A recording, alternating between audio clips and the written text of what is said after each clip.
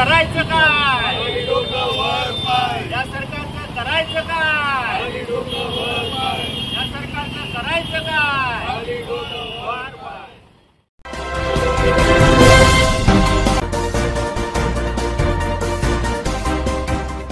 Palghar hotel असोसिएशनचा एक दिवसीय बंद, सरकारच्या मद्य धोरणाविरोधात तीव्र विरोध। पालघरमधून एक मोठी व्यावसायिक आणि सामाजिक हालचाल समोर आली आहे।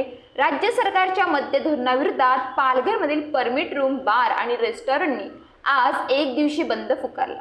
राज्य शासनाने अलीकडेच मद्यावरील उत्पादन शुल्कात तब्बल 60% वाढ केली आहे। या निर्णयामुळे परमिट रूम, बार आणि रेस्टॉरंटच्या चालक मालकांवर आर्थिक टांगती तलवार लटकलेली आहे। या निर्णयाच्या विरोधात पालघर हॉटेल असोसिएशनने आज तीव्र घोषणाबाजी करत हुतात्मा स्तंभ परिसरात आंदोलन केलं।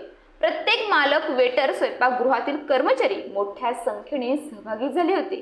या आंदोलनात हॉटेल असोसिएशनचे नितांत चव्हाण, सतीश शेट्टी, गिरीश शेट्टी आदी सक्रियपणे सहभागी झाले होते। आंदोलनाचे म्हणणे स्पष्ट आणि रोखठोक होते। शासनाच्या तिजोरीत लाडकी बहीण योजनेस निधी उभारण्यासाठी आम्हा परमिट रूम चालकांचा बळी दिला जात आहे।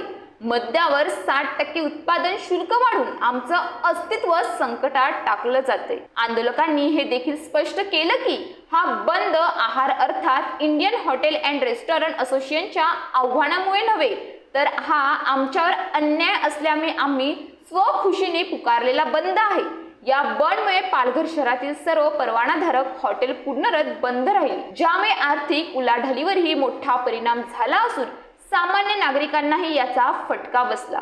हॉटेल असोसिएशनने सरकारकडे मागणी केली आहे की हा अन्यायकारक निर्णय तात्काळ मागे घेण्यात यावा, अन्यथा राज्यभर तीव्र आंदोलन उभारण्यात येईल। हा बंद म्हणजे केवळ विरोध नव्हे, तर हॉटेल व्यावसायिकांसमोरील अस्तित्वाचा लढा आहे। News police reporter Nadeem Shaikh, Palghar. मग बिअर शॉपकडे वळतात आणि ते पहिल्यापासून वळतच आहे, तर त्याच्यामुळे बिअर शॉपवाल्यांची चांदी झाले आणि आमच्या लोकांची फाशी द्यायची वेळ आलेली आहे। काय तुमची मागणी? आमची मागणी आहे की जे वाढ केलेलं आहे ते सर्व कमी करा, व्याजबी वाढ करा।